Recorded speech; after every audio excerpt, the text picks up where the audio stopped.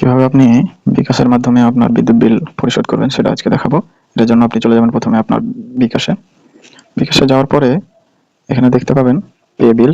এই পে বিলে চলে যাবেন। পে বিলে যাওয়ার পরে এখানে দেখতে পাবেন বিদ্যুৎ, অর্থাৎ বিদ্যুতের বিল দিতে চাচ্ছেন সেহেতু আপনাকে বিদ্যুতে যেতে হবে। এরপরে নিচে দেখতে পাবেন পল্লী বিদ্যুৎ প্রিপেড, পল্লী বিদ্যুৎ পোস্টপেড।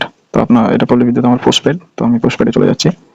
এরপরে এখানে আপনাকে মাস সিলেক্ট করতে হবে, আপনি কোন মাসের জন্য বিল দিতে চাচ্ছেন। আপনি চাইলে এখান থেকে যে কোনো মাস সিলেক্ট করতে পারবেন যেটা বিল পরিশোধ করেননি।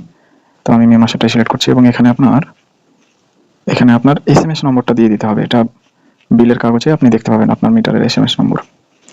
আমি আমার SMS নম্বরটা দিয়ে দিচ্ছি। এরপরে পরবর্তীতে চাপ দিবেন।